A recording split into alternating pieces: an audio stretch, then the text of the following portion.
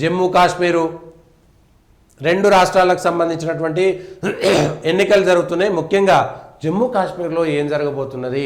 370 article 2014లో ఎప్పుడు ఎన్నికలు జరిగితే ఇప్పటిదాకా జరగలేదు. మళ్ళా అప్పుడు పీడీపీ అట్లనే బీజేపీ కలిసి ఉండే 2014లో peoples democratic party 28, BJP 25, national conference 15, Congress party 12, ఇంకా మిగిలిన వాళ్ళు వీళ్ళు అన్నీ కలిపి ఇంకో 5-6 స్థానాలు వచ్చినాయి. మొత్తం జమ్మూ కాశ్మీర్లో 90 స్థానాలకు గాను ఈసారి జమ్మూ కాశ్మీర్లో అంతకుముందు 25 స్థానాలు గెలిచింది బీజేపీ. 90 స్థానాల్లో అంటే 45-46 స్థానాలు గెలిస్తే అధికారంలోకి వస్తుంది. భారతీయ జనతా పార్టీ సొంతంగా గెలుస్తుందా? 370 ఆర్టికల్ తర్వాత ఇప్పుడు ప్రజల్లో ఏమొస్తుందంటే, జనాల్లో 370 ఆర్టికల్ తొలగించిన తర్వాత స్వేచ్ఛా వాయువులు వచ్చినాయి. అక్కడ బాగా టూరిజం పెరిగింది, విపరీతమైన అక్కడ ఉగ్రవాదం తగ్గింది, వేర్పాటువాదం తగ్గింది అనేటువంటిది వచ్చింది. వేర్పాటువాదం లేదు, కానీ ఎక్కడో ఒకటో ఇద్దరో 2 చోట్ల ఉంటే కావాలని పబ్బం గడుపుకున్నటువంటి వాళ్ళే. అయితే మెజారిటీగా ఉన్నటువంటి ఓటర్లలో ముస్లింలు ఉన్నారు కాబట్టి బీజేపీ ఎన్ని స్థానాలు గెలవగలుగుతుంది? మీరు దేశవ్యాప్తంగా ఎక్కడ చూసినా సరే, మీరు ఒక్కొక్క ఇంటికి కిల బంగారం ఇచ్చినా సరే ముస్లింలు బీజేపీకి ఓటేయరు. కిల బంగారం పంచిపెట్టినా ఓటేయరు. అది నిజం. మీరు వాళ్ళకు డెవలప్ చేయండి. మొత్తం 100% ముస్లింలు ఉన్న దగ్గర భారతీయ జనతా పార్టీ ఇవాళ కేంద్రంలో అధికారంలో ఉంది కదా. కాశ్మీర్ని అయితే స్వేచ్ఛా వాయువులు ఇచ్చిరు కదా.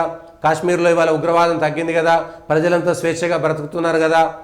100% ముస్లిం ఉన్నటువంటి ఓట్లు ఉన్నటువంటి చోట మీరు వాళ్ళందరికీ ఇండ్లు కట్టేయండి, వాళ్ళందరికీ రోడ్లు వేయండి, వాళ్ళందరికీ నీళ్ళు ఇవ్వండి, వాళ్ళందరికీ ఉద్యోగ అవకాశాలు ఇవ్వండి, ప్రతిదీ వేయండి.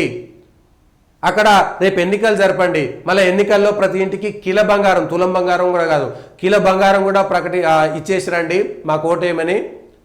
కానీ ఒక్క ఓటు కూడా 100లో 1-2 ఓట్లు పడితే ఎక్కువ. 98-99% అక్కడ ఓట్లు పడే భారతీయ జనతా పార్టీకి. సో కాబట్టి 45 స్థానాలు గెలుస్తుంది అనేటువంటిది ఊహాజనితమే.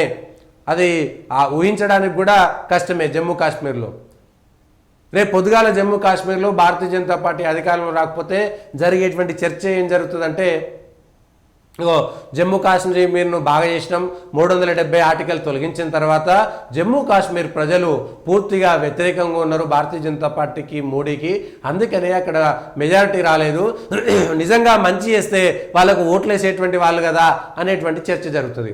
కానీ దేశవ్యాప్తంగా ఉన్నటువంటి ప్రజలు దీన్ని ఒక్కసారి ఆలోచన చేయాలి.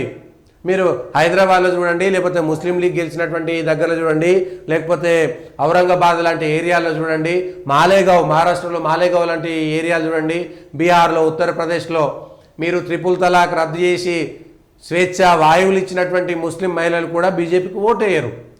పస్మందా ముస్లింలకి అనేకమైనటువంటి అవకాశాలు.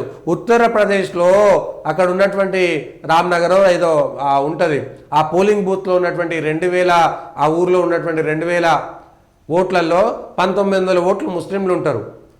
అందులో అందరికీ ఎవరైతే ఇండ్లు లేవో అందరికీ ఇండ్లు ఇచ్చిర్రు, రోడ్లు వేసిర్రు, నల్లాలు ఇచ్చిర్రు, రేషన్ ఇచ్చిర్రు, అన్నీ ఇచ్చిర్రు.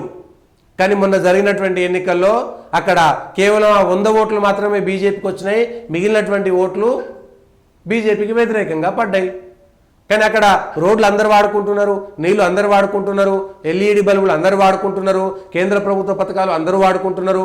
రాష్ట్రంలో బీజేపీ ఇచ్చేటువంటి యూపీలో అన్ని ప్రభుత్వ పథకాలు అందరికీ వస్తున్నాయి. కానీ ఓట్లు మాత్రం పడలేదు. ఎందుకు పడలేదు? కేవలం అభివృద్ధి మీద మాత్రమే చూసి ఓట్లేసేటువంటి వాళ్ళు కేవలం హిందువులు మాత్రమే. ఇది స్పష్టంగా మనకు అర్థమవుతున్నది దేశవ్యాప్తంగా. ఇది రేపు జమ్మూ కాశ్మీర్లో జరిగేటువంటి ఎన్నికల్లో కూడా